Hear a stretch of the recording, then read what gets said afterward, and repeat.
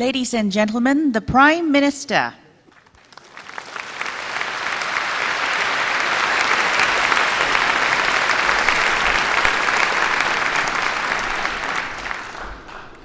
Fellow Singaporeans, good evening. Our economy has shaken off the recession and is now booming. In the first half, our GDP grew by 18% year on year. 1/8. Lots of jobs have been created, unemployment has gone down, Singaporeans can look forward to higher wages and good bonuses. Last year, Singaporeans were very worried about the future, but we've come through the crisis much better and much faster than we expected. Everyone contributed, the unions, the workers, the employers, and the government as well did a little bit. So thank you all for a job well done.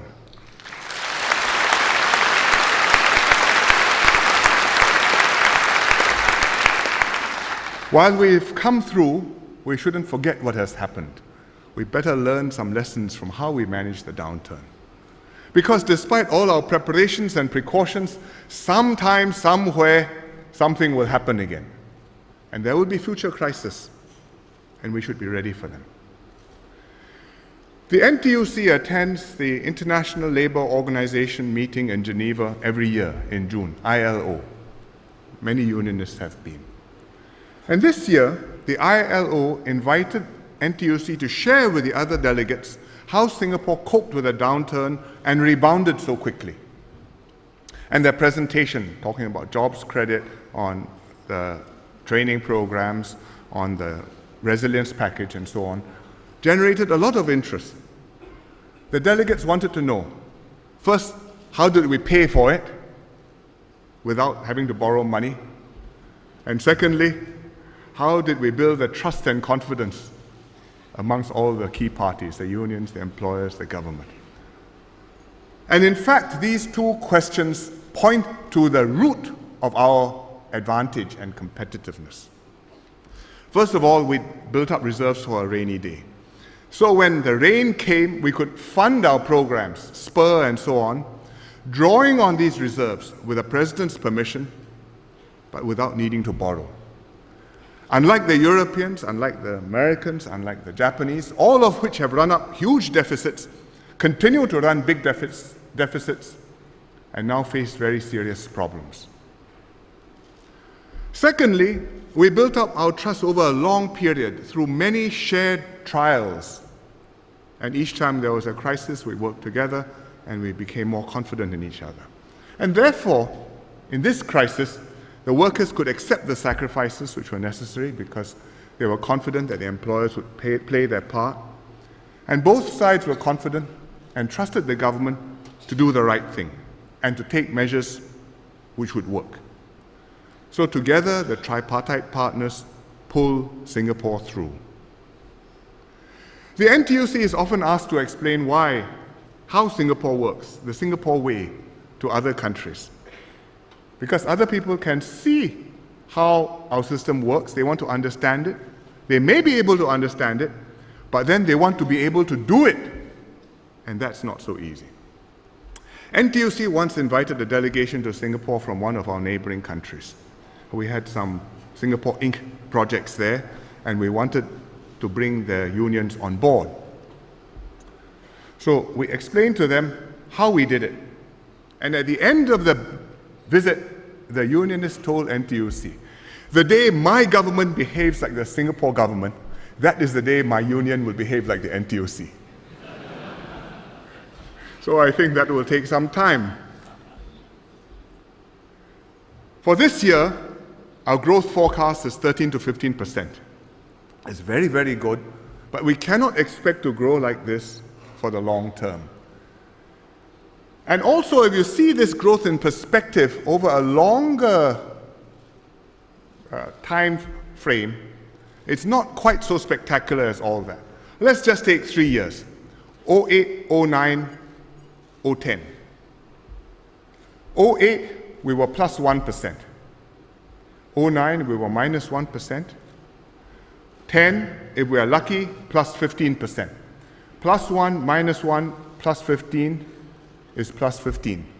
Divided by 3 to average it out, that means on average we have made over the last 3 years 5% growth. It's not bad, but it's not spectacular as what we thought, and it's a realistic target of what we can sustain.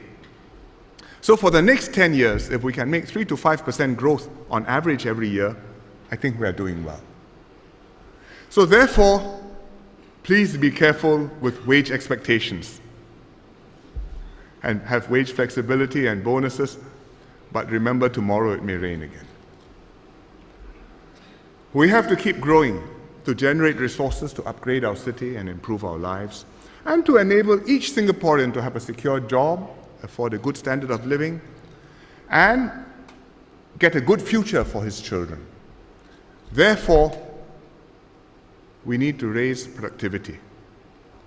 And that's not just a matter for workers working harder. In fact, it's not a matter of working harder, it's working smarter. But workers have to make the effort, employers have to make the effort, and the government also must be productive. So let me give you some examples of what I mean by productivity. First, at the worker level, it means upgrading knowledge, skills, doing wider range of jobs, becoming more valuable to your firms. I give you one concrete example. Mr. Tong Xiang Wee, who is working for a company called Cameron, which makes equipment for the oil and gas industry. He's now in his late 40s. He joined the firm when he was 21 years old, with no school qualifications. Started at the bottom as a trainee fitter, because it's an oil and gas company, so you're working with oil field equipment. But his attitude was, must try, no harm trying. So over the years, he kept learning on the job, attended courses to upgrade himself. And today, his job title is Manufacturing Specialist. And he oversees 70 technicians and 4 production supervisors. And that's what job upgrading and job enlargement means, from doing your own work to being able to watch over many other people's work and make sure that many other people are productive too.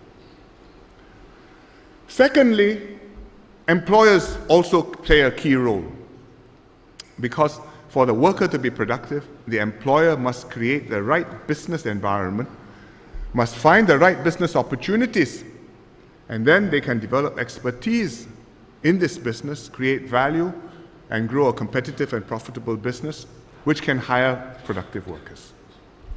I'll give you one example. Our shipyards, Keppel and Sembcorp Marine.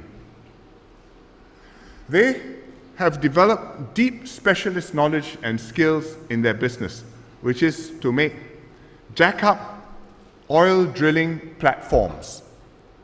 2 of them are the market leaders in the world, and together they produce 70% of all the jack-up oil rigs in the world. These are oil rigs which go and drill for oil in very deep waters. Recently, you might have read of a major oil spill in the Gulf of Mexico. Deepwater Horizon, owned by BP, exploded, sank, caused a major disaster in the sea and all along the Gulf Coast. Millions of barrels of oil were spilled. I was in Houston recently, in Texas, which is near where the spill happened, and I met a Keppel executive there. He was overseeing their plant in Texas at Brownsville. So I asked him, did we build that oil rig which exploded? He said, no, but we built the rig from which they are mounting the rescue operations. And that's a very interesting story, which let me try and explain to you.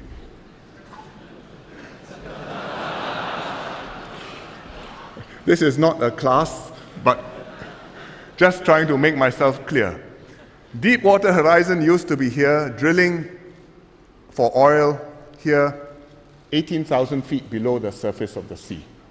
It exploded, there was a mishap, sank, oil pouring out. The platform from which they were mounting rescue operations, sending in submersibles, trying to close it off, and doing all the complicated things, Q4000, was made by Keppel. But there are two other platforms in this picture.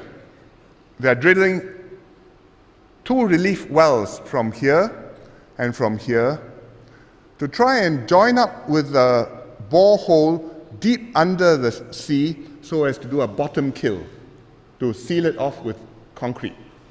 You imagine you've got to go all the way down and drill through 18,000 feet and find this right spot and join up just there.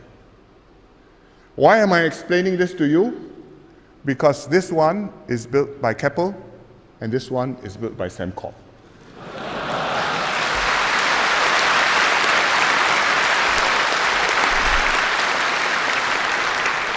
So let me show you Q4000. This is the rescue platform, and in the background you can see DD3, which is also the Keppel one. It's called Development Driller 3. And on the other side you can see the DD2, the white one. So not bad for a country which has no oil, but we are there. And therefore the two companies pay good bonuses in good years. I hear a rumor that last year they got 9 months.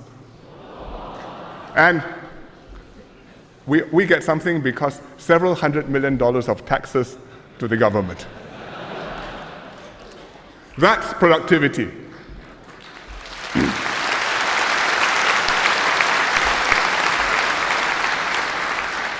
My third example of productivity you may not expect, though many of you will be familiar with it, and that is from the public sector.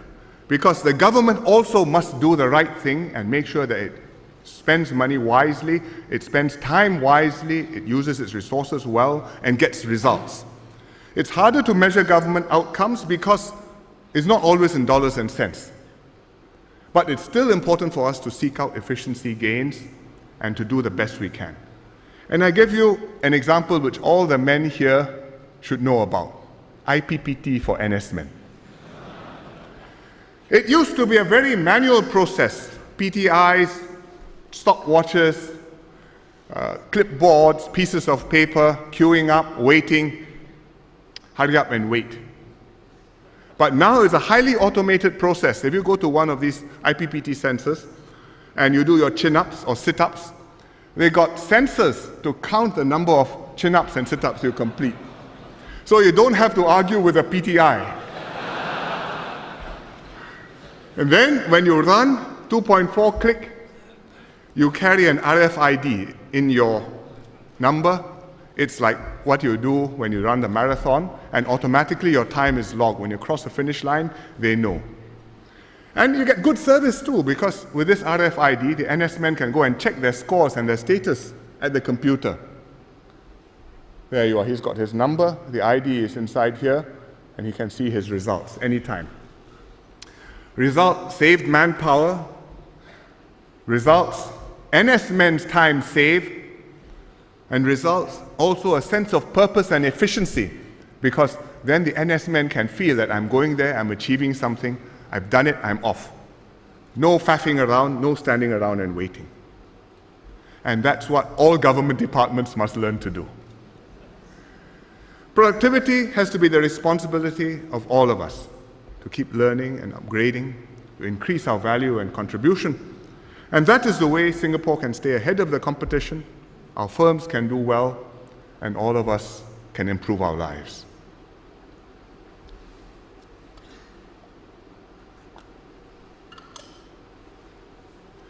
This year, with a booming economy, we will definitely need more foreign workers so that we can create more jobs in Singapore.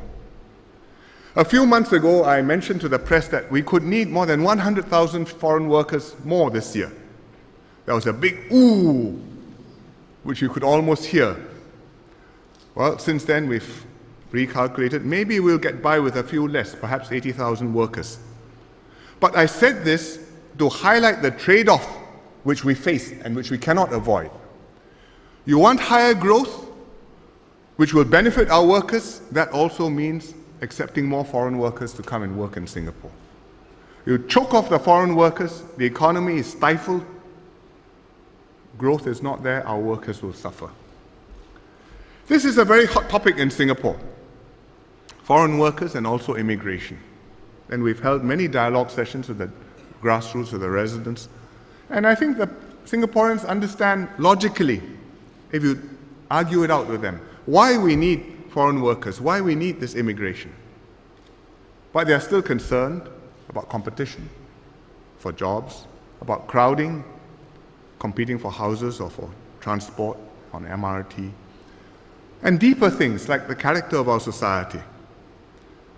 And of course, there's the psychological aspect too, the sense that they want to be valued, that make sure that Singaporeans are more valued than foreigners. And these concerns come through many other channels as well. We talk to the union leaders, they will reflect some of them. You read in the newspapers, columns, the letters which are written, sometimes this shows up. When we build workers' dormitories, we have to be very careful. We remember the sensitivities which can be aroused. Serangoon Gardens 2 years ago got very upset because things were not explained well enough. I understand these sentiments because these are legitimate concerns which we take seriously. We don't brush them aside, but we have to weigh them against the plus side of having the foreign workers and immigrants. Why it is necessary for us to let in a controlled inflow so that we can derive benefits from it. So tonight, I can't solve the whole problem. I can't explain all aspects of this problem, but I will try and explain why staying open is going to benefit us and how, and benefit us meaning all Singaporeans, and when there are problems, what we can do to address these problems. We are not the only country grappling with this issue, where citizens are queasy about foreign workers and immigration. There are many countries now which host significant foreign or immigrant populations. So people are coming into contact, mingling, who didn't used to mingle. There are frictions, insecurity, and political pressures which build up. So the issue has become hot in many places, many countries. Even in Japan, which has very few foreigners. In Australia, in Britain, in France, in Germany, Netherlands, even Switzerland, even the US. The US is one of the most open societies in the world. They build themselves on immigrants. But Americans have also grown uncomfortable with the influx, and especially of illegal immigrants, people who are there informally, working, no papers, but if they all leave, America is in trouble. In Houston, in Texas, where I was, the greater metropolitan area has 5 million population, about the size of Singapore. And many immigrants, which contribute to a vibrant city. They have about 250,000 Chinese immigrants, maybe the same number of Indian immigrants, Latins. But it's a lively city and at the leading edge for medicine and research. The Texas Medical Center is one of the largest centers for doing research and advanced treatment in the world. Cancer, R&D, all sorts of things. 49 hospitals, universities, research centers, all clustered around Houston. Full of foreign researchers. In every lab, one of the researchers told me, somewhere you will find somebody from the PRC. And I'm sure there'll be somebody from India and others too. But they are there, they are making it happen. I met business and city leaders in Houston, and they said that the Texas political leaders had shown courage, keeping the state open to immigrants. And whenever neighboring states like California or Arizona clamped down and tightened up, pushed out the immigrants, Texas would collect some of the good ones and would benefit. Doesn't mean that Texas doesn't face problems because of this, but overall, because they've stayed open, it's been a plus for them. And they hope that Texas would continue to stay open. I also met Bill Gates of Microsoft on the trip. Microsoft is an IT company, you will know about it. The kind of business which we want to be as Singapore. Knowledge intensive, innovation intensive, depending on talent and looking to the future. So I asked Bill Gates, where do you do your research? And he told me. I'll show you the map. I'll just show you the dots And if you study the map, you'll find very interesting where they have gone to do research. They have research centers in America, because Microsoft is an American company. They have research centers elsewhere in the world, because you have to tap talent everywhere. Where are they in America? Redmond, Washington State, up in the northwest. Why? Because the Microsoft headquarters is there. And it's a good place to live. Where else are they? Down in Silicon Valley, where the brain power is, lots of IT talent, lots of Indians and Chinese and others. They've gone chasing that. They are in Cambridge, in New England. That's where Harvard and MIT and other universities are, like Princeton. Overseas, where are they? Cambridge, England, because of the University of Cambridge.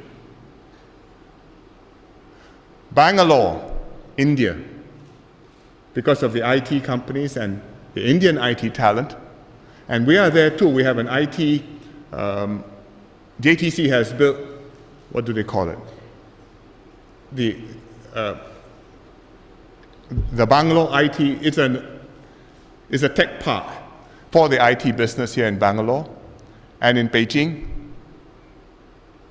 because they got Tsinghua, they got Beijing Daxue, and they have all the talent from China in Beijing. So they go where the talent is. But there's one more interesting point about this slide. If you're zoomed in carefully on Redmond, you'll find that it's two spots. One on the American side of the border in Redmond, the other one on the Canadian side of the border in Vancouver. Why are they in Vancouver? Because the Americans restrict visas for professionals. So when Microsoft wants to bring in IT talent to Redmond, they can't get enough H-1B visas, which is what professionals need to work in America.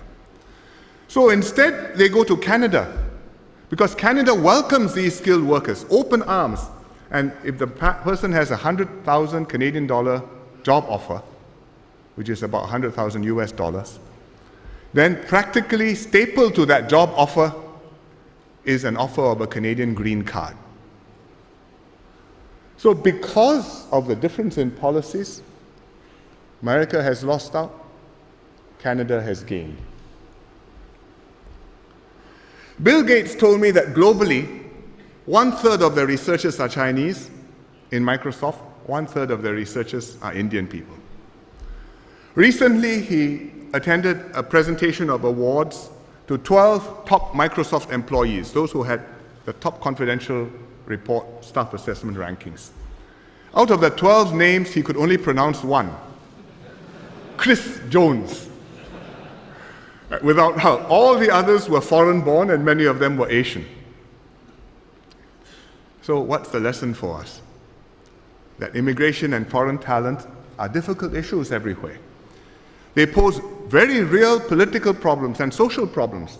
But if we can manage these political and social challenges, then the benefits to us are substantial. So let me sketch you briefly why it's important for us to stay open. First, because we need talent. We need to gain talent. It makes a tremendous difference to us doing critical work in our economy, helping Singapore to become an outstanding city. We have very good people, but never enough. And therefore, we need to draw from all over the world to supplement our local pool. You take professionals, for example, architects. There are lots of talented young architects in Singapore. Recently, URA held an exhibition, 20 Under 45. And they published a little book showcasing the outstanding works by 20 young architects below 45 years old. The majority of the architects are native Singaporeans, although quite a few are foreign-born. And the foreign-born ones include the two architects who built the Pinnacle. Husband and wife team The husband, Mr. Koo Peng Beng, is from Ipoh, now a PR. The wife, Belinda Huang, is from Selangor, now a Singapore citizen. They won a design competition to build on the Duxton Plains site, and the result is one of the most sought-after HDB projects in Singapore. In fact, we don't have enough pinnacles, and so many voters and residents want us to build some more. For the local architect, you might consider this foreign competition. Too fierce, unfair. But for Singaporeans, and especially for the residents of Pinnacles, we benefit. We get a better living environment, we get a more beautiful city. And I think even our own architects benefit, because from the competition, from that stimulus, we will do better and we will produce better works too. Take sports talent as another example. We're grooming our own. Our young sportsmen have done very well in the YOG, the Young Olympians. And in some sports, we are near the top in the world rankings, like sailing or bowling. This is Jasmine, who's the women's champion 2 years ago, and last year was our Sportswoman of the Year. But in other sports, we still need to draw on new citizens, like table tennis. We are very proud of Isabel, who won a silver medal in the YOG.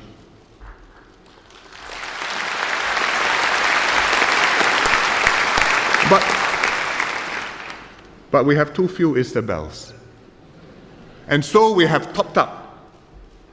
And our women's team has done very well. They won the silver at the Beijing Olympics. Here you see them receiving their medals. In Moscow, at the World Team Table Tennis Championships, they beat China to win the gold medal. And here you see Feng Tianwei celebrating.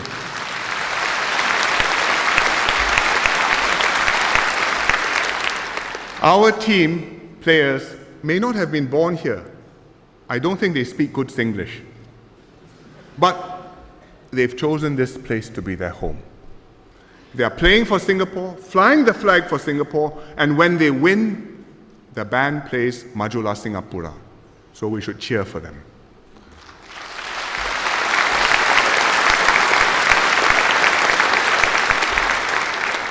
Just as we cheer for all of our national sportsmen. So that's the first reason for needing this. IMIC talent is critical to us. The second reason is we need reinforcements to grow our economy and create better jobs for Singaporeans. The foreign workers supplement our ranks and enable us to build successful companies. You take Keppel and Sembcorp again. They are world beaters. Together, they employ 20,000 people in Singapore, of whom 5,000 are Singaporeans. The other 15,000 are foreign workers, professionals. Without the foreign workers, the Singaporean jobs wouldn't exist. Of course, the converse is true too. Without the Singaporean brains working the system and bringing the foreign workers together and organizing them, the foreign worker jobs wouldn't exist either. So they are complementary to each other. The shipyards employ foreign workers and professionals from many countries all over the world. You just take a look, some of the flags where the countries are. Asia, we would not be surprised. Europe, you would not be surprised. Russia, South Africa, Brazil, Chile. So, because they come from all over the world, they bring a wide range of skills and experiences, knowledge about different countries, different markets, and therefore they have become world beaters, Keppel and Sembcorp. And it's good for us. The final reason we need immigrants is to make up for our shortfall in babies. Our efforts to produce more Singaporean babies have not yielded results. Not yet. 2 years ago, I made a long speech in the NDR about new measures. Last year, we produced fewer babies than in 2008. So for this type of productivity, please work harder. But I think we should make an important distinction between foreign workers and immigrants, which means immigrants meaning PRs and citizens. Foreign workers are transient.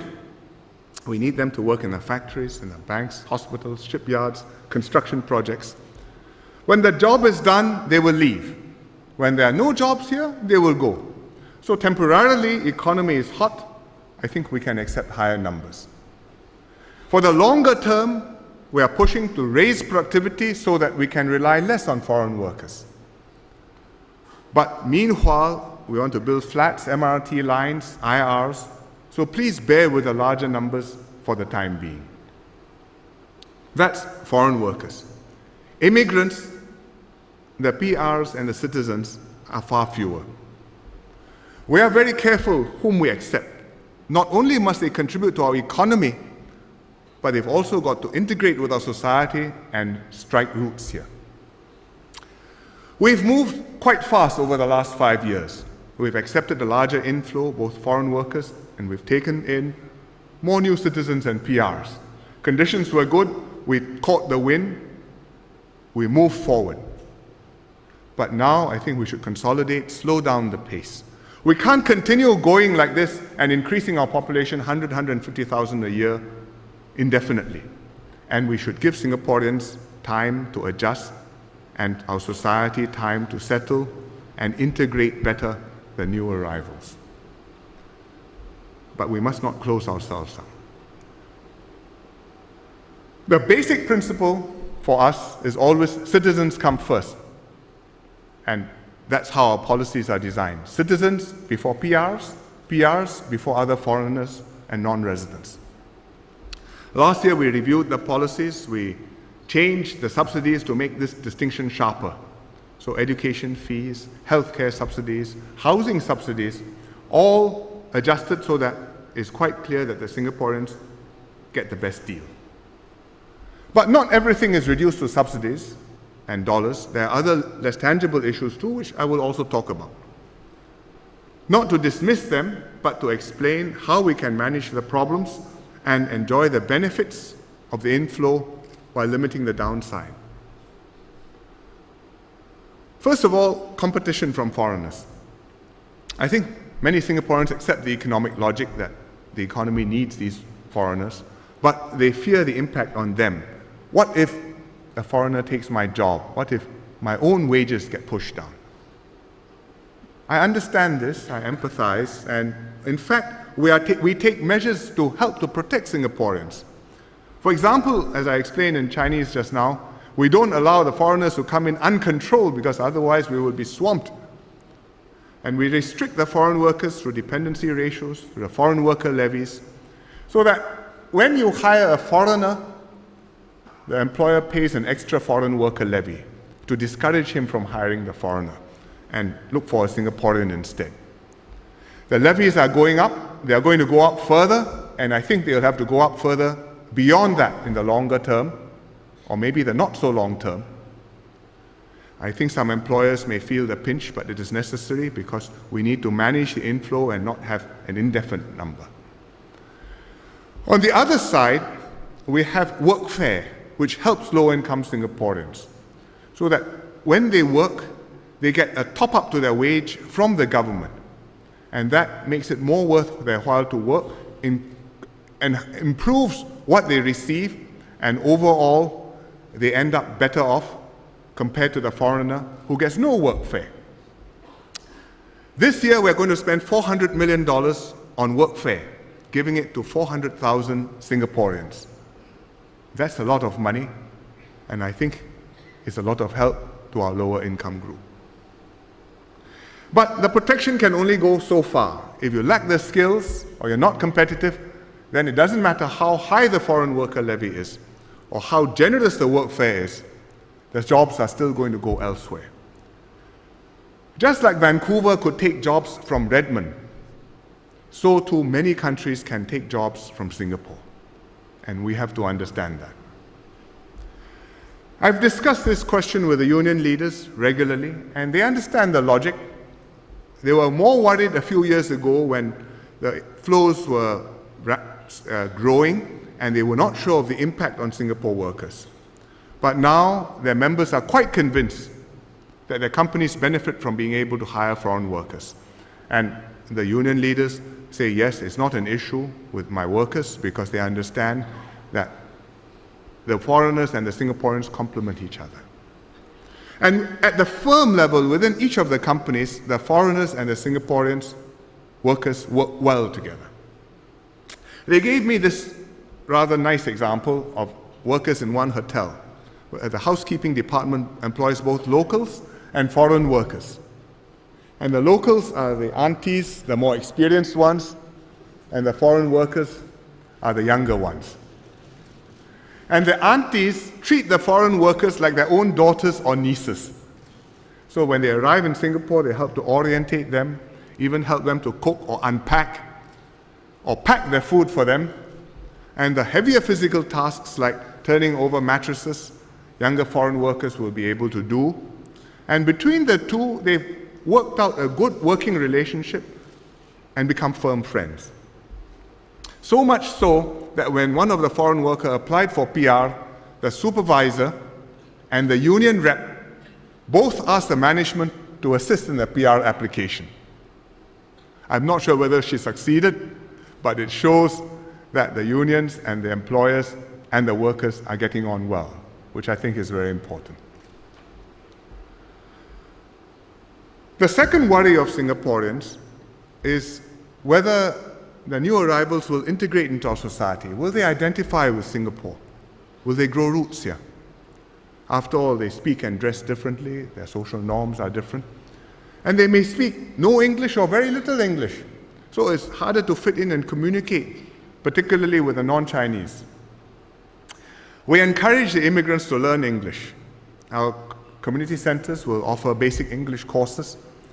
And I think if they'll come and pick up a few words, this proficiency will help them to integrate and therefore become more ready for permanent residence or citizenship later on, should they apply for it. But more important, between language or social graces, the immigrants have to get along with the different communities here, different races here, and adopt our egalitarian norms. This is a multiracial society. Our Chinese are used to getting along with Malays and Indians. Our Indians are used to getting along with Tamil, with Malays and with Chinese. The immigrant Chinese who come, the immigrant Indians who come, may not be used to this. And it takes some time for them to adjust, but they should make the effort. Some of them have gotten along fine. We have foreign workers now working as bus drivers in SBS. I asked the CEO, how does it get along? And he said, well, it's not bad. They sometimes get flack, but sometimes it works out very well.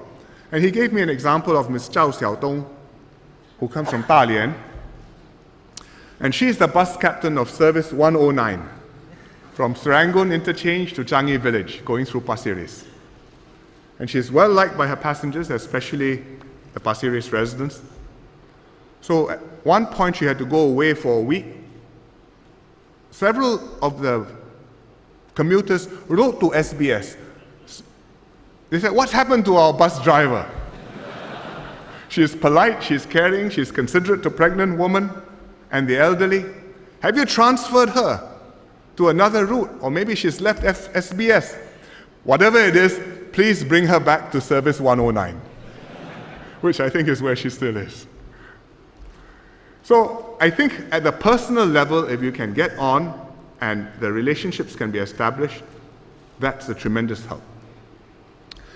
Singaporeans too should do their part to understand and integrate in the new arrivals. Some of these activities, we do many of these activities.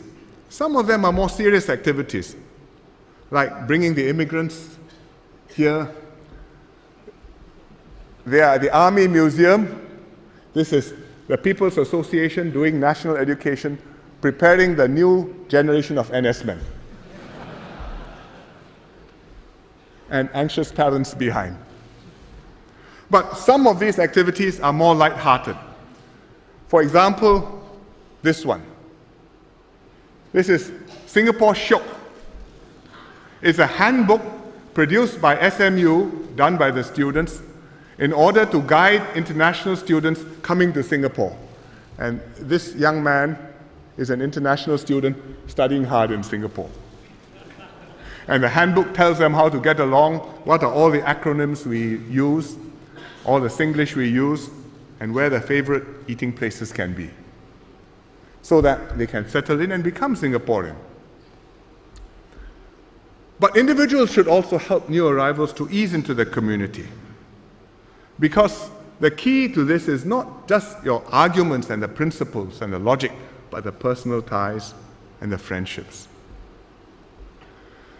On the immigrant side, I think it's very helpful if the new citizens and the PRs can also make the effort to engage Singaporeans and to give back to Singapore society.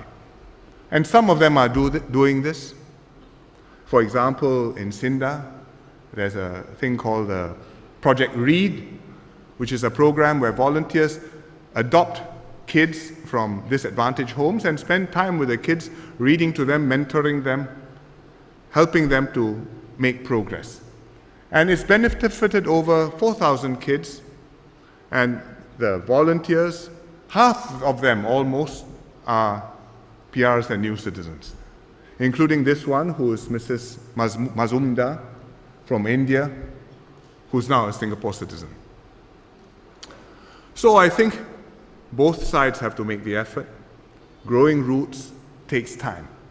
You can't plant an instant tree and tomorrow expect it to have taken root. It takes time, but gradually the new arrivals will connect, identify with Singapore, and finally we hope some will make the decision to commit themselves and become Singapore citizens. For one new citizen family, the defining moment was when the daughters started to think of India as a place to go for holidays and Singapore as home. And then loyalties shifted. The third issue which Singaporeans worry about, and legitimately, is NS, tied up with loyalty and commitment. National service is a heavy demand on male residents, and I should say on their spouses and families too. 2 years full-time, then more years as ORNS men, while all the time trying to build a career and raise a family. Unfortunately, it's not practical for us to make all the foreigners come to do NS. Firstly, you will not get the foreigners. Secondly, it will be Dad's army, and I would not like to be their platoon commander. But their children will serve. And many PRs who came here as children, many first-generation citizens, have done NS. But even then, there's still the sense among Singaporeans that citizens are carrying a heavy burden. So therefore, we do all that we can to recognize the contributions and the sacrifices of our NS men. We've had record committees, one after another. Each time we've got new ideas, we've implemented them, SAFRA clubhouses, we've got allowances from the government, we've got tax reliefs, we've got top-ups when you have growth pack bonuses and packages and so on. Tonight, I would like to propose a new initiative, the National Service Recognition Award. What will it do? Two things. First, help with the cost of their subsequent education of NS men. And secondly, also to help them to buy a house. What is this going to be? A meaningful sum. In total, $9,000 for soldiers, a little bit more for commanders. And we will pay this in tranches at major milestones of the NS man service. It will go into his post-secondary education account. It will go into his CPF accounts. And it is a significant, tangible recognition of the sacrifices and the efforts and the contributions of our national servicemen. It's for citizens only. The PRs who do national service, when they take citizenship later, they can get it too. And I think this will be a significant token of appreciation, and I don't want to go into all the details tonight. MINDEF will announce the details very soon. I hope it will be well received.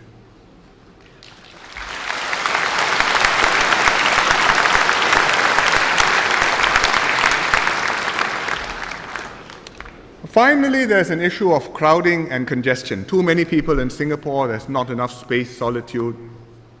Will we have enough facilities for Singaporeans and foreigners? And where these are practical concerns, we can also do something about them. School places, I talked about in the Chinese speech just now, we will ensure enough school and university places, and we will upgrade our system so that everybody gets a good education, which I will talk about later on. Transport is another area where people worry about congestion, especially on the trains. We know there is an issue here. LTA and the transport operators have been working on this problem. We have been discussing it with them, and let me try and explain what the problem is, where the problem is, what we can do about it. Here's a map of our MRT system. Most of the time, it is working fine. The peak hours are when the crowding takes place. Peak hours, morning and evening, but morning more than evening, particularly between 7:45 and 8:45 p.m. And the yellow, orange, and red parts show you where the crowding is the most severe. The green parts are generally okay. So where is it? It's on this north-south line coming down from Bukit Gombak to Dover, and particularly here around Jurong East, which is very, very crowded. It's along the northeast line from Serangoon Gardens down to Dhoby Ghaut, which is crowded coming inbound, and it's along the north-south line coming down from Nee Soon down to down, but particularly this little segment between Tua Payoh and Novena. So that's where the most serious difficulties are, and that's where we are doing things about it. First, for this segment from Bukit Gombak to Dover, we are modifying the Jurong East station. The work will be done by May next year. We're getting new trains. With the new trains and the new station, we'll be able to run more services during peak period. I think that will help a great deal. Along the northeast line, from next year, we will run an extra train during the peak period in the morning. And that means shorter intervals, less waiting for passengers. We are also buying new trains for the Northeast Line. They'll take 5 or 6 years to come, but the process has started. And when they come, we can increase the capacity for the Northeast Line, and we'll be able to carry 50% more passengers, which is plenty. The North-South Line, the congestion is not as severe, but we expect the traffic to grow because the population in the north will grow, and we must anticipate that. With the Circle Line partially complete, we have already taken some of the load off the North-South Line, and next year the Circle Line Phase 3 will be completed, and I think that will help some more. Beyond that, we are changing the signaling system on the North-South Line and also the East-West Line so that we can run trains at shorter intervals. Instead of 120 seconds, which is 2 minutes, you run it at 100 seconds, and that means you can run 20% more trains. It will take some years to do because the trains are running all the time and we only have 3 or 4 hours every night to do this. So please be patient, but the work is underway. We are investing enormously in our rail network. In fact, over the next decade, we are going to spend $60 billion and we are going to double the rail network. From what we have now to another 3 major lines coming along. First, the downtown line, which comes down from Bukit Timah and also from the East Coast. Secondly, the Thomson line, which comes down from Sembawang and will ease the pressure on the North-South line. And thirdly, the Eastern Region line, which will go through Marine Parade and come down to town and ease the pressure on the East-West line. The plans are there. We are going to build it.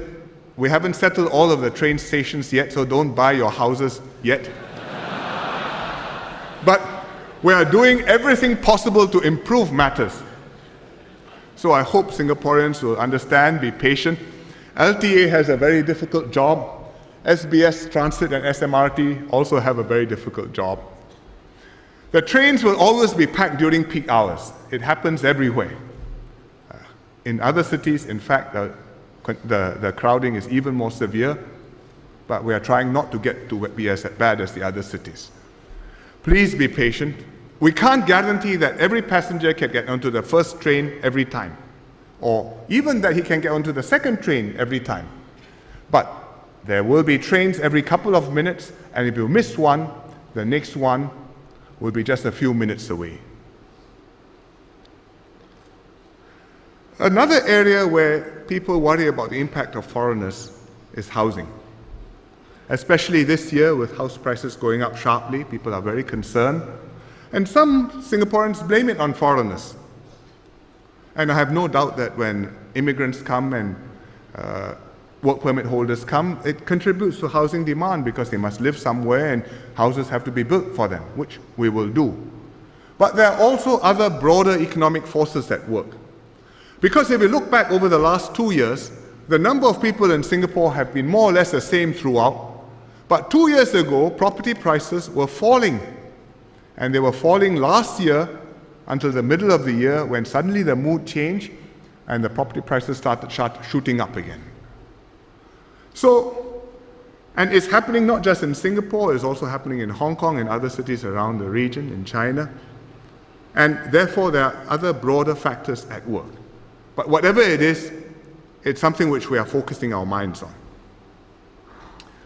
We will manage immigration to make sure Singapore doesn't become too crowded. And we can commit to you, I promise you, we will always keep HDB flats within reach of Singaporeans. That's what HDB's mission is. That's why it exists. The flats will be affordable. The supply will be adequate. You can't get it straight away tomorrow, but the wait will not be too long.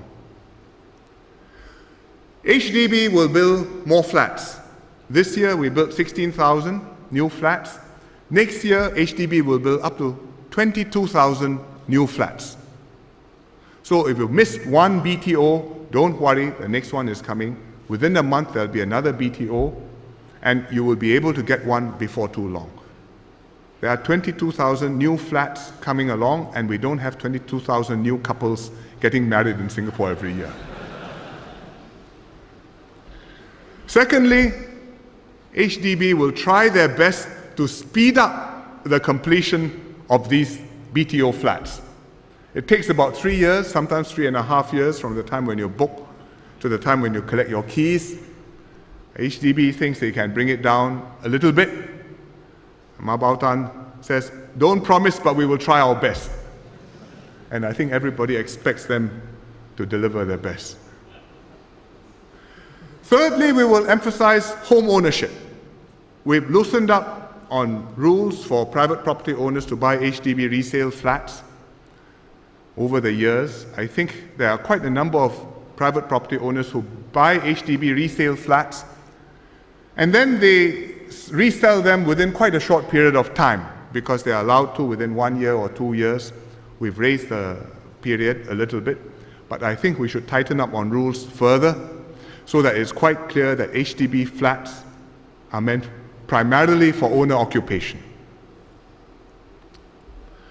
That takes care of the vast majority of the population, 80%, all those who earn less than $8,000 family income and are eligible for HDB flats. But there's a sandwich group, those who are earning a bit more than $8,000, but who can't quite afford private property. So we have the executive condos, and those between 8 and 10K family income can presently buy executive condos, which they will get a housing grant, 30,000, and they arrange their own financing. But I think this group is quite anxious about falling between, so they are not eligible for HDB, and they can't afford private property. They are anxious, and I think their parents are also very anxious, because the parents say, I will have to help to fork out for my kids.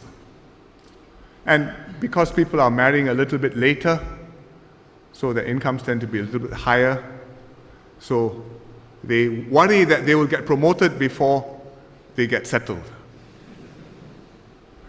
So we'll do more to help them own their homes.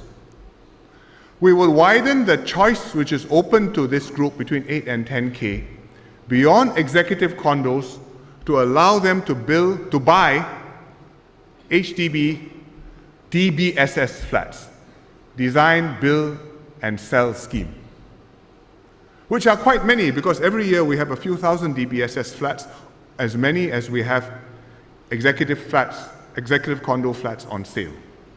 They can buy DBSS, same terms like the executive condos. 30,000 grant, arrange your own loan. And we will release more land so that we will build more ECs, more DBSS, and there will be enough supply for this group of Singaporeans as well. The third part of the property market is the private property market. We've twice acted to cool the market, once last year and once in February this year, but the prices are still rising, the cash over valuations are still high. I think we need to do more. I don't want to go into the details tonight, otherwise you will remember nothing else about my speech. Tomorrow morning, before the market opens, MND will put out a press statement and Mabautan will hold a press conference tomorrow. But our purpose is to make sure that in the long term, Singaporeans can own their homes and afford it, and it will be a gradually appreciating asset which will grow as Singapore grows, so that Singaporeans can benefit. There are many pieces to this story of immigration and foreign workers and talent and competition and so on, and we need to draw all these threads together to manage them holistically and make sure that Singaporeans benefit and the impact of these policies is well managed. We don't have a ministry to do this, but we will set up a population and talent division in the Prime Minister's office. It's like Public Service Division, PSD, which is also in the Prime Minister's office, with a permanent secretary at a ministry level. So PMO will cover it, but I will delegate this, and the minister in charge of the Population and Talent Division will be Mr. Wong Kan Seng. And he will coordinate the work of Home Affairs, of MOM, of MTI, of MCYS, and make sure that all our policies fit together and the implementation works out well and everything runs okay. But finally, the success doesn't just depend on the government policies. It's also the personal links and relationships and how individuals fit into our society and how we accommodate and we welcome them. I give you one real example. Ms. Delia Ho, who is currently a medical technologist at Changi General Hospital.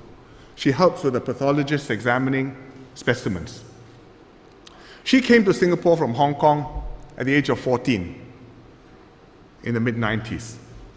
At first, she was a bit scared of Singapore because she had heard that in Singapore, not allowed to drink Coke, not allowed to chew gum. It's actually untrue, but that's a rumor. And when she went to her new school, she was one of only a few foreigners, and she was quite worried about fitting in. But then the local students found out that she was from Hong Kong and knew about the Hong Kong film stars and song stars, and so bonded with her because she could share information about these stars with them. When she started working in Changi General Hospital, her supervisor, who was a local Singaporean, guided her, mentored her, and made a very big impact on her life. Because the supervisor was understanding and supportive, so when her mother fell ill and eventually passed away, she had to take time off, and the supervisor accommodated her and made adjustments. So because of the kindness shown to her by the Singaporeans whom she came across over the years, she decided to take up Singapore citizenship recently. Now, she is married to a local-born Singaporean, whom she met in JC. And I hope they have many babies soon.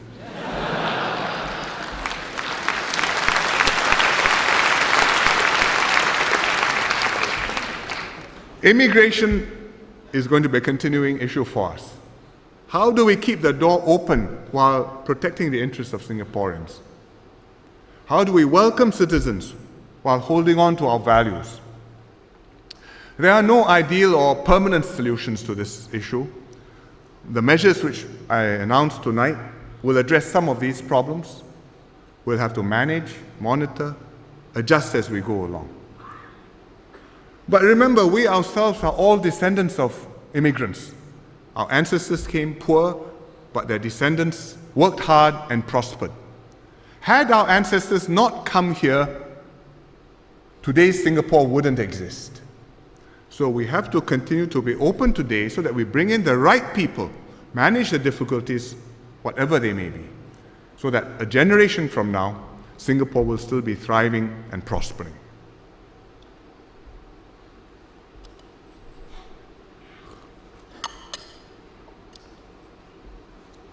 For all Singaporeans, whether you're local born or whether you're a new arrival, education is one of our most important priorities. We all want to give our children the best start in life. We already have a very good system of education which gives our kids a strong foundation, especially in maths and science, and makes them effectively bilingual. And when they leave school or poly or university, they are competent and employable. But we can do better. Every child is different. Every child has his own interests, his own academic inclinations and aptitudes. And our aim should be to provide him with a good education that suits him, one which enables him to achieve his potential and build on his strengths and talents. And talent means talent in many dimensions, not just academic talent, but in art, in music, in sports, in creative activities, in physical activities. And it's a system which must work not just for a few top students, but catering to all our students. Stretch the brilliant ones, but also help those less academically inclined and all those in between. Give each one a tailored and holistic upbringing. So you get academic education, moral education, physical, art, and a sense of belonging and identity. We aim to build a mountain range with many tall peaks, but with a high base. Not just a single pinnacle where everybody is trying to scramble up one single peak. And we are realizing this vision. All our schools are well equipped with modern facilities, well staffed with good teachers, each one with its own specialties, whether it's the art or the band or uniform groups or sports, so that in any neighborhood school a student can find subjects, enrichment programs and CCAs which will excite him, opportunities to travel, go overseas on exchange trips or study visits, and a learning environment that will enable him to grow and do his best. Let me show you a few examples of the interesting things which our schools are doing. I've taken them from schools all over Singapore. There are art activities, there are music activities, there are dance activities, there are adventure activities, science, a whole range of things done in many schools all over Singapore. The first one is art. First group is art. These girls are not doing graffiti. They are drawing a wall mural which they have designed, which is quite beautiful. Kids also get a chance to practice batik painting. This boy is obviously very pleased with his creation. And they also do art in other unusual forms. For example, floral displays. This Naval Base Secondary School, they had a floral club, and they participated in the Singapore Garden Festival, which was held recently. They put in an entry. Here you see the girls putting it together, and they won a third prize. In music, we have unusual activities too. This one is the fusion orchestra, or called the Nusantara Orchestra at Siglap Secondary School. The teacher responsible travels around Indonesia to find the right instruments to fit into the orchestra. And they've got the angklung here, they've got the gamelan instruments here, which are called bonang and kulintang. And then you have the bells and some Western instruments as well. And all this in Siglap Secondary School. Primary schools start early. This primary school is performing Mulan, adapted from the Disney musical. They can almost go to Broadway. In dance, you see hip hop, which I'm told in this school doubles as a PE lesson. Or cross-cultural dance. This group was good, so they went to Hong Kong Disneyland and performed there. Or traditional Balinese dance. In Bali, Bukit Panjang Government High, this is for students on the IMAS program, the immersion program for Malay language, and they went to Bali and they're learning Balinese dance. The NCC does exciting things. It's not just carrying a rifle around, marching and square bashing. This is not the Singapore Zoo. It's the Rajasthan desert in India, and they're going camel trekking. And every year we have an expedition because we have an exchange program with the Indian cadets. In science, our students do lab work. These girls are doing DNA profiling as part of life sciences. They make robots. This is primary school children. If you look at the pieces, you will not know what they're trying to do, but it's meant to be a robot which can pick up a ping pong ball, follow a black line, climb obstacles, and then deposit the ping pong ball somewhere and win some kind of robotic championship. And you can see the robot going through its paces. So, these are mostly neighborhood schools, which I've picked from all over Singapore, doing good work. But not just doing extracurricular or co-curricular work, they are paying attention to the academic studies too. And one of the principals said to me, I asked him, what can I tell Singaporeans about you and your school? He says, give us a chance to show what we can do for your children. Because not everybody knows that the schools are doing this kind of work. That in every school, you have caring teachers, you have nurturing environment, and you have the chance to do well and be your best. But being Singaporean, we're never satisfied, and we must still do better. What can we do? In the primary schools, I think we should do more to nurture the whole child. Develop their physical robustness, enhance their creativity, shape their personal and cultural and social identity so that they are fit, they are confident, they are imaginative, and they know who they are. I am a Singaporean. We will maintain our strengths in maths and science, but we need to strengthen soft skills like oral expression, like presentation skills, so that we can raise their language proficiency and confidence, speak up, so that they can speak up, whether it's English or mother tongue, but give a good account of themselves. We need to pay more attention to PE, to art and music, and get teachers who are qualified to teach PE and art and music. So we will continue to improve the teacher-student ratios, train more, recruit more, train more specialists, and make sure that they get a good foundation in primary school. At the end of primary school, there's a big examination called the PSLE. Everybody knows about it. In many cases, the parents take the exam together with the kids. I think it's right that the students take exams seriously and the PSLE seriously because it's a basis for how you get admitted into secondary schools. And it's a fair and meritocratic system. But I think we should also see exams in perspective, whether it's a PSLE, whether it's the O-levels, whether it's the A-levels. An exam is not meant to be a do-or-die test. It will not determine the whole future of your child. If you do well, that's good. If you didn't do quite as well as you expected, there will be opportunities later to do better and to prove yourself again. And in the PSLE, you may or may not get into the particular school which you choose or hanker for. But if you can't get into that one, there will be other good choices for you, and many good choices.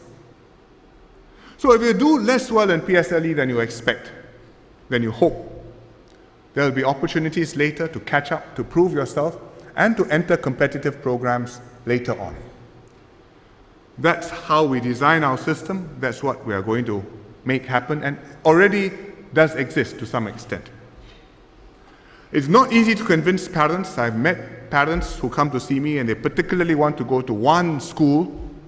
So I said, but in Ang Mo Kio we have quite a number, so I named them a few which I commend to them. And they look at me and say, please write for me. So I will try, but I can't write for all of my residents, and if I could write for all of my residents, MOE couldn't say yes to all of my requests. So I think we have to see it in perspective, and we should not put so much pressure on our kids, which can be counterproductive. But we can do things to lighten this pressure and to give people more good choices at secondary schools. So we will widen the range of options.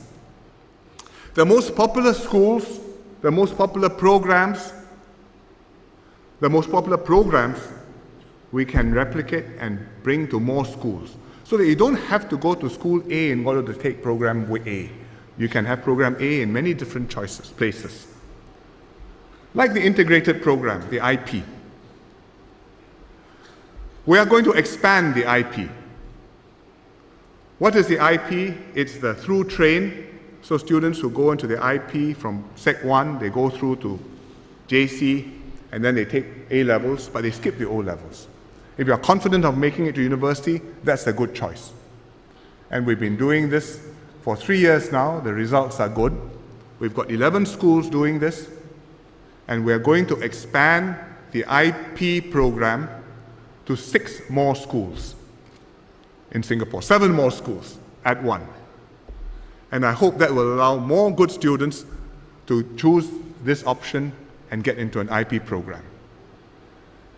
And the way we're going to do it, these new 7 schools are going to have dual track. So if you get into the school, you didn't get into the IP program, but you may still get into the school. You have a chance later on. So later on, if you do well in Sec 1 or Sec 2, you can get into the IP program and then proceed from there. So the PSLE doesn't matter quite so much. I think that will give more choices to many Singaporeans. We will also enhance the secondary education for the academically less inclined students. Normal tech students often prefer an ITE approach, the way they are taught in the ITE. So we've tried out to enhance the NT program in several schools. It's worked well, and we will learn the lessons from this, and we will apply them across the board in NT's courses in Singapore. So that when you go to the NT, normal tech, that's also a good option for you because we will prepare you well to go to ITE. There'll be more practice-oriented, industrial attachments, and so on. We started 2 special schools for the kids who failed PSLE, couldn't get into NT. Northlight and Assumption Pathway. Caters to a small number of students, and they have a special mission and a very practical approach. Northlight has a guiding principle. I visited them. These are students who failed PSLE. The schools find it very hard to accommodate them. They have lost confidence in themselves. But Northlight's principle is, every student is a star who can shine as brightly as any others. And so the facilities and the curriculum are geared to help the students do well, like this program where they're being taught culinary skills in the kitchen. And the students gain confidence, they enjoy going to school, they respond. And one of them said, and I quote, "I'm not Superman, but I will be more than a bird or even a plane. It's not bad.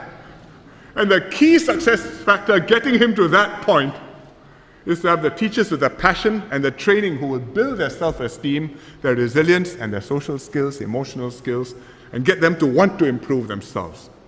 So learning from Northlight and Assumption Pathway, we will set up 2 more specialized schools for normal tech students. So we have a broad range of options for a broad range of kids. Beyond secondary, post-secondary school, there are many routes, ITE, poly, university, and we must make sure that all the students graduate whichever way they go, relevant skills and finding good jobs. The polys are a very important institution. They're doing well, they're getting more students than before, and high-quality students, and they're doing courses which lead to exciting careers, like courses in pharmaceuticals, like these students from Nanyang Poly. So we will enhance this, expand the existing 5 polys, upgrade the older ones, spend $700 million improving poly education. We will introduce a through train for the polys as well. Just as you have through train to go to A levels, so too for the polys, the good students in the normal academic stream, instead of going normal academic, O levels, and then poly, should go normal academic, go to poly.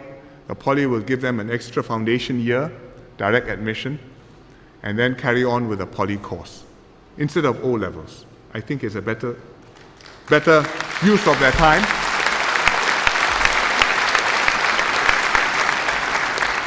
And I think it is something which a normal academic student should strive for. Do well, get into a good poly, do a good course at the poly, and after that, you can go even further. After the poly, we have the Singapore Institute of Technology, started this year, offering 500 places, offering opportunities for the poly students to get degrees from good overseas universities, getting credit for their work in the poly. So instead of a full 3 or 4 year program, takes 2 years or 2.5 years, and you get a degree, and a good degree. And we are building that up too. Similar to the polys are 2 other institutions in our system called NAFA and LaSalle. They are doing a good job educating students in arts, design, media, where there is strong demand for these skills. Not just to do National Day Parade or YOG, but also in the IRs, in the entertainment industry, digital media industry, in creative advertising, corp comms. Many demands, and I think many of our kids have talents to do this. So we will support young Singaporeans with such talents to advance through NAFA and LaSalle and go on to get a degree from good overseas institutions, some universities, some equivalent, but the government will support this undergraduate program for LaSalle and NAFA students. NAFA is Nanyang Academy of Fine Arts. Then the universities. They are very good, but they have a very difficult job because they take students from such a broad range. 25–30% of our students go to university, whereas if you look at Harvard or Beijing University or Stanford, you're talking about a tiny level at the top, 0.5%. And we have to look after good students across this broad range. So the university has to be varied in order to look after all these different students and different aptitudes. And we should offer for our top students opportunities within our system in Singapore to do well so that more of our top students will study here and then perhaps do their postgraduate overseas. NUS and NTU and SMU have been doing this, and they have new plans. For example, we have a university town in NUS, which is being built now, which is meant to be a residential program, something like Oxford and Cambridge, but maybe adapted So students will be able to spend 2 years residential and then be able to have content which will fit them and adapt and enable them to learn and think and interact better. It's coming up across the road from where we are now. If we show the next slide, you will see this is what it looks like now, but soon it will look like this. This is Clementi Road, AYE is here, and we are here, so this complex is behind us somewhere in that direction. Coming up.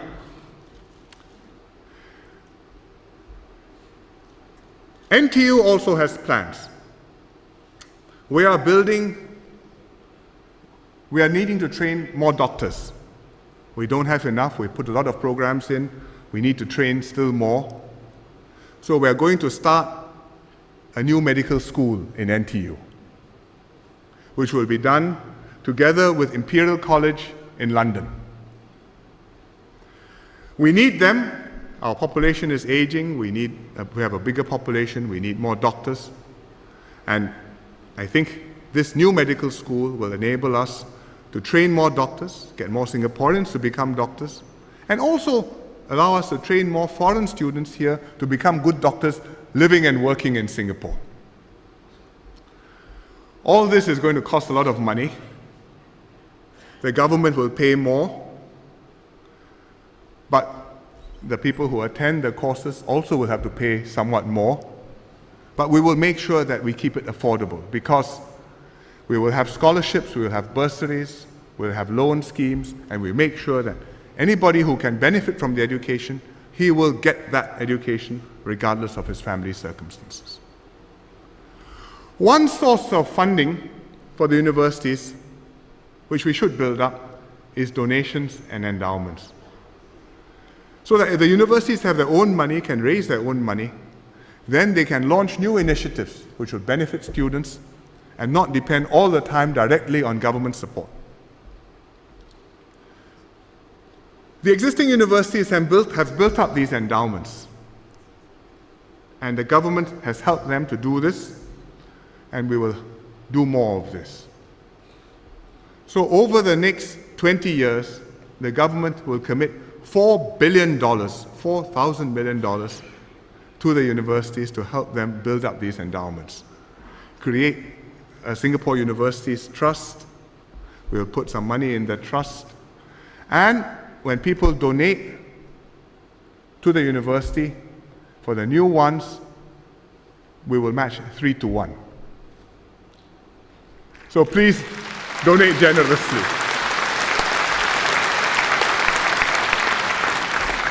For the existing programs, we will also match 1.5-to-1.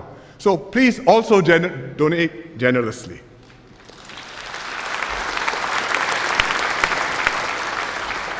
And we will also encourage donations to the polys and the ITEs, because actually it's not just about the dollars. It's about getting the alumni to be engaged, to pay attention to their alma mater, to want to contribute and help, and to build up a good institution. And that applies to the universities, it applies to the polys, it applies to the ITEs. The universities are already doing this. I think graduating classes are donating. Poly students, many of them have done very well in life. ITE, I expect some will too. And I hope that they also will do the same. So this matching scheme of government grants will also apply to people donating to the polys and the ITEs.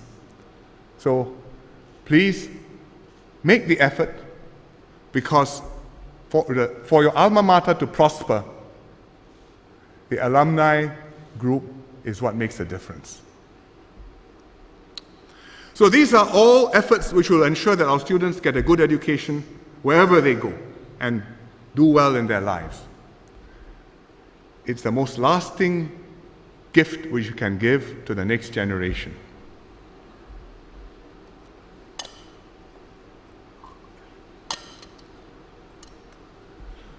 But education has to imbue the next generation not just with knowledge, but also with the Singapore spirit. What is the Singapore spirit? is a very relevant question in a globalized world as Singapore becomes more cosmopolitan and receives more guests and visitors every year. We are proud of our Asian cultures and heritage, the Chinese, the Indians, the Malays, and the others.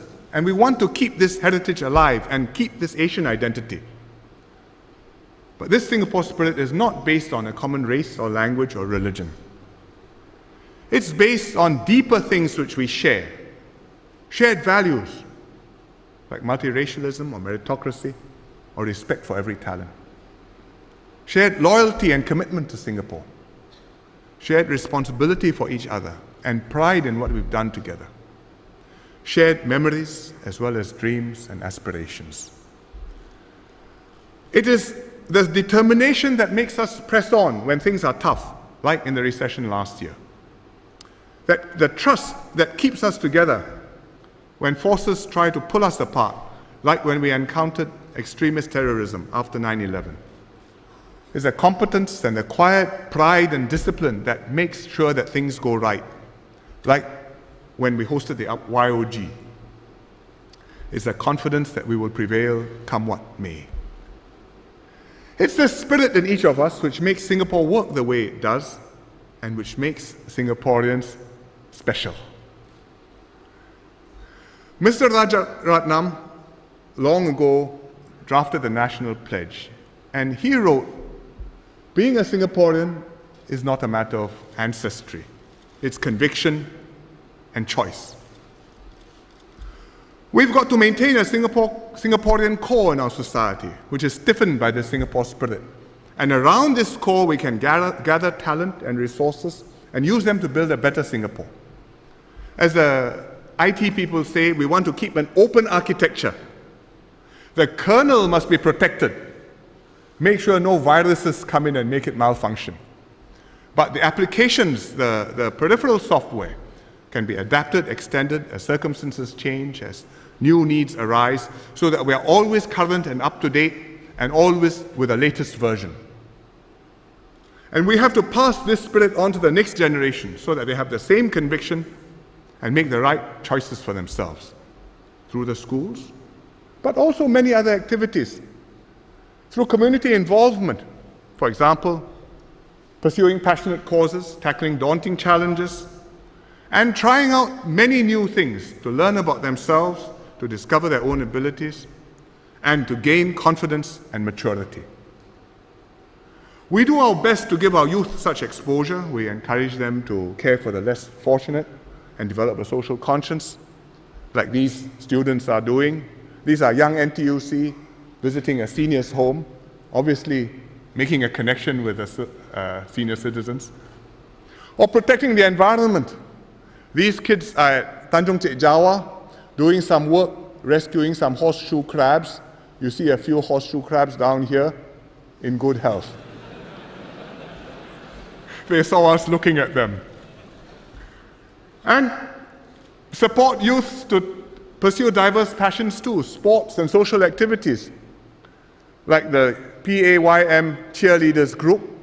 And if this is not exciting enough for you, you can do extreme sports at the Extreme Skate Park at the East Coast Park. I'm very happy that many of our youths are also venturing abroad, and they're volunteering in countries all around us. They go with community groups, religious groups, with Mercy Relief, with the Youth Expedition Project, with the Singapore International Foundation. They do all kinds of things: disaster relief, medical care, giving tuition. Here's one young man who's doing something interesting, Mr. Alvin Yap. He's hearing impaired. He graduated from NUS. He works in the publishing industry, but he's active as a volunteer.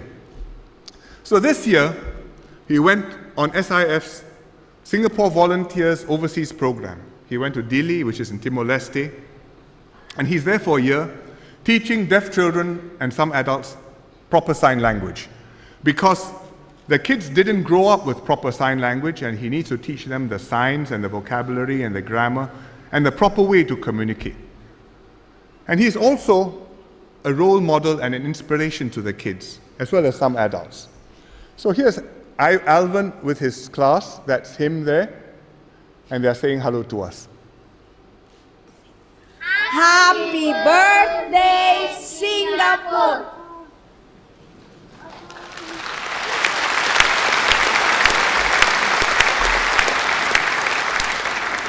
Alvin is here with us tonight. He's on a short break in Singapore. I think he's up there. And he'll soon be back to Timor-Leste again. Welcome, Alvin.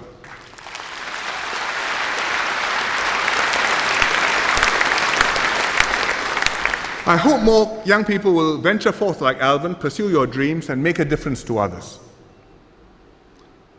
One thing we cannot do for the youth, unfortunately, is purposely to create hard times to toughen you up. In fact, we've tried our best to do the opposite, to create a stable and favorable cocoon for Singaporeans to grow up in, and young people to grow up in.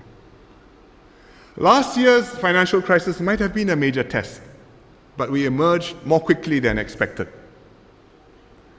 But the world is still a dangerous place. Nobody can say for the next 50 years it'll be as stable, as peaceful, as prosperous as the last 50 years. Nobody can tell what it will bring. Dr. Goh Keng Swee worried about this problem. Before he retired in 1984, he made a speech where he talked about many things, but amongst them he addressed this issue. And I looked up the archives and I found the tape, and let's hear him in his own voice. A new generation is emerging. This generation has never experienced hardship. Some of my colleagues, when making this statement, seems to imply that the new generation has thereby committed some gross misdemeanor. And of course, this is not true. Only Dr. Goh will say gross misdemeanor. But the new generation that Dr. Goh was talking about is not today's young people. It's 1984's young people. That means us when we were young. But in the quarter century since Dr. Goh spoke, I think Singapore has not done too badly. And now my generation is similarly concerned about today's young people. It's no fault for anyone not to have experienced hard times. It is not any misdemeanor at all. There will be challenges and crises enough in your lifetimes, and we will prepare you the best you can and hope that the first time you encounter a real crisis, you'll survive the baptism of fire, emerge toughened, and so will Singapore. When Dr. Goh passed away in May, Singaporeans were reminded of his enormous contributions to Singapore in the economy, in defense, in education. And many people lamented that the younger generation knew too little about what he did or how much we owe to Dr. Goh. And they suggested naming something after him so that Singaporeans would always be reminded of what he had done. I agree. Dr. Goh was instrumental in building up the SAF. Here he is in a colonel's uniform, inspecting officer cadets, passing out. He built not just hardware, tanks and fighter jets or battalions and squadrons, but a thinking SAF with capable commanders and staffs and soldiers who can outwit and outmaneuver the enemy. Today, much of the hardware that Dr. Goh acquired has already been superseded by newer and more sophisticated equipment. This is a Hunter jet. You don't see this on National Day parades anymore. But we wouldn't have F-15s on the National Day parade if we had not started off with Hunter jets with Dr. Goh. But Dr. Goh's emphasis on developing talent and on a thinking SAF endures. The Singapore Command and Staff College is the highest institution for training senior officers in the SAF. It has a handsome home in Safti MI, and all officers headed for senior positions in the SAF sooner or later will attend advanced courses here. We will rename SCSC as the Goh Keng Swee Command and Staff College in Dr. Goh's honor.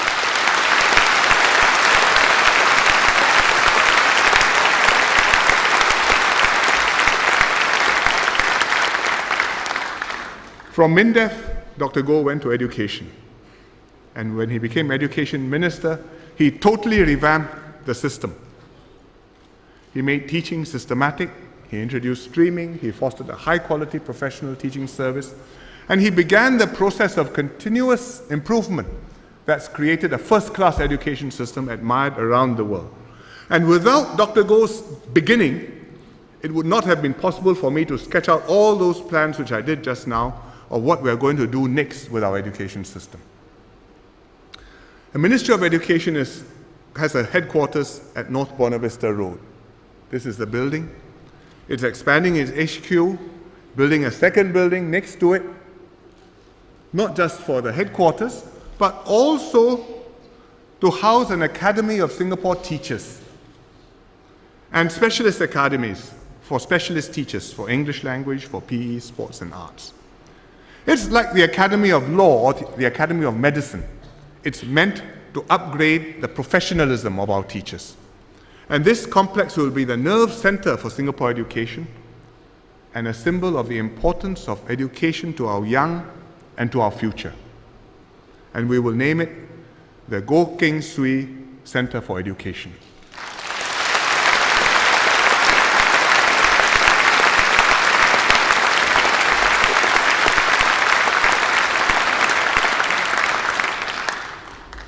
Dr. Goh didn't make his contributions alone. He was part of a team of founding fathers who built our nation. Besides M.M. Lee and Dr. Goh, they included Mr. Rajaratnam, Mr. Othman Wok, Mr. Lim Kim San, Mr. Hon Swee Sen, Mr. E.W. Barker, Dr. Toh Chin Chai, and others. They were a multiracial team with a vision to build a multiracial Singapore. And here you see them attending the first sitting of Parliament after we became independent. So this would have been in December 1965. They had experienced and fought racial politics and racial policies while in Malaysia.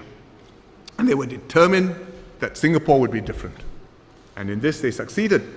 Although the work of building a multi-racial and multi-religious society and nation will not be complete for a very long time. In fact, the Founding Fathers played a key role in creating the Singapore spirit. Because before their time, before their generation, the peoples living in Singapore had different loyalties to different countries, to China, to India, to Indonesia. And many of them saw Singapore not as a nation or as a permanent home, but as a place to make a living. And they dreamed of returning to their birthplaces to retire and to die one day. It was the Founding Fathers and their generation who conceived of and championed the Malayan identity, and later on a Singaporean identity. And through the fight for independence, the battles against the communists and the communalists, and then the decades of nation building led by the Founding Fathers, the Singapore spirit gradually took shape. It's important that the nation remembers the Founding Fathers properly. It's not just a matter of gratitude, but it's to stay true to the ideals that they fought for and to remind ourselves to continue striving to become one united people, regardless of race, language, or religion. It isn't yet time to decide how to do so, but it's something which we should think about for the future and which I felt I needed to talk about today. While we remember the past, we also must look forward to the future. In the same speech where Dr. Goh talked about worrying about the new generation not being exposed, he also called on a new generation of leaders to come forth and take Singapore forward. And here's what he had to say about their responsibility. You will then regard the present condition of the Republic not as a pinnacle of achievement, but as a base from which to scale new heights. Not as a pinnacle of achievement, but as a base from which to scale new heights. And indeed, we've scaled many new heights since Dr. Goh retired. We've got high-quality townships, we've got schools, hospitals, Changi Airport, MRT, green and blue spaces, trees and water all over the island. And in Marina Bay, a new city is taking shape. We've connected up all the walkways around the bay recently, and already it's become a favorite destination for Singaporeans as well as visitors. Lots of them, daytime, nighttime, all around the bay. And the bay is getting recognized all over the world as the icon of Singapore. This is the YOG either opening or closing. Both ceremonies were held at Marina Bay. Both were spectacular shows against a spectacular backdrop. Here you see one of the items at the opening ceremony.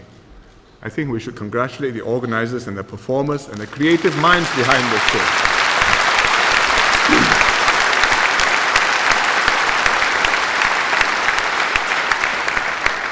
Singaporeans took part enthusiastically in the Games and supporting the Games. And you can clearly see this in the journey of the Youth Olympic Flame.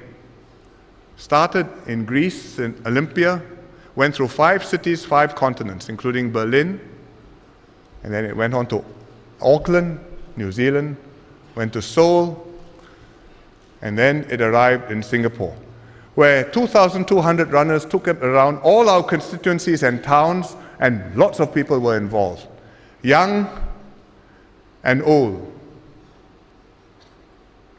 In the rain, that's Ng Eng Hen, by the way, and in the sun, on a wheelchair, or by dragon boat, or flying fox.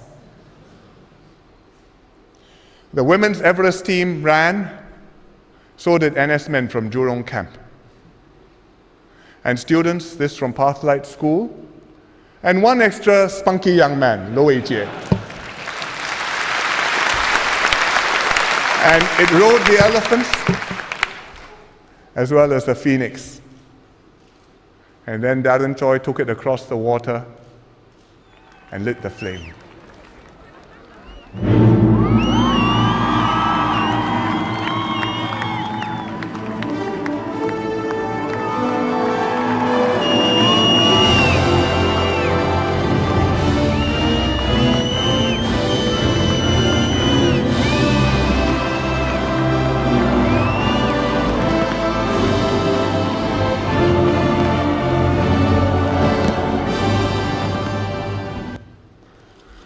So I think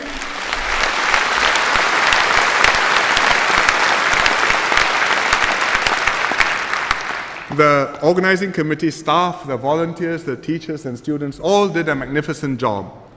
30,000 of them, all fired up, mostly Singaporean, but quite a few international volunteers too. At their posts, rain or shine, always cheerful, courteous, energetic, putting on the best for the world. The Games Village itself was vibrant and full of life. Our schools participated because each school was twinned with one of the 204 other National Olympic Committees. So the schools put up booths, world culture booths, to welcome our guests warmly, like this one. I visited on last Sunday, and I saw the girls and boys dressed up in the various costumes. So I said to one girl in a costume, I said, "Where are you from?" She said, "I'm from Singapore." Which is quite right, that's a Singapore identity. Our young Olympians put in their best. All our swimmers achieved personal best times. This is Rainer Ng, who got a silver medal and broke the national record. And many of our other athletes also got personal best times. Altogether, we won 2 silver, 5 bronze medals. Bravo, Team Singapore.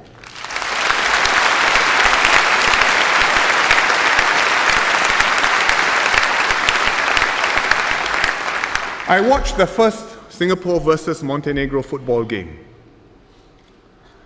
I saw the players coming onto the field. Ours looked so tiny. Zainuddin, who is president of FAS, sat next to me. I asked Zainuddin, I said, "What's happening?" He said, "It's under 15.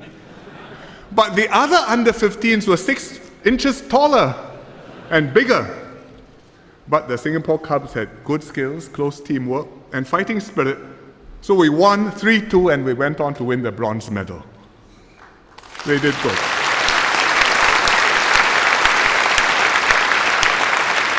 The athletes, the visitors, the International Olympic Committee, all were impressed.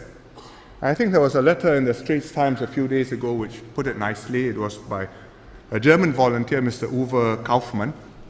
And he said, "If, like me, you were at ground zero, you would not have missed the deafening din of positive reactions from representatives of the rest of the world about Singapore. Why? Because Singapore has fleshed out an idea into reality and belief. So whenever I'm asked about my origin, I answer unfailingly and with pleasure, I am a Singapore volunteer.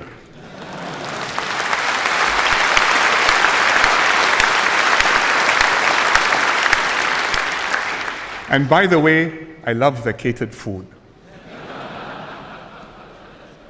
But another visitor whom I met at the Games Village, a Canadian lady, looked like an official, put it much more succinctly. She congratulated me. She said, Singapore has cleared the bar. So we congratulate the organizing committee and all Singaporeans for a job very well done.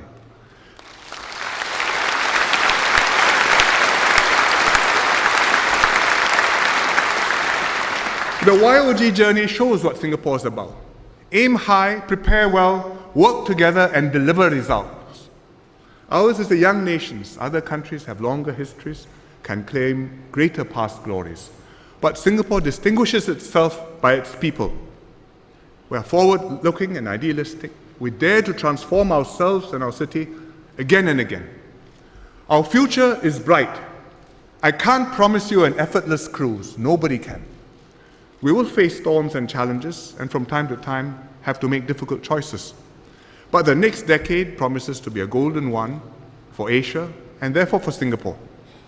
We may be small, but we're in a very strong position because we've educated our people, we've reinforced our talent, we've worked closely together, delivered results, won respect for Singapore. So with good leadership and a close-knit team imbued with the Singapore spirit, we'll seize the opportunities around us and take our nation to the next level. Good night.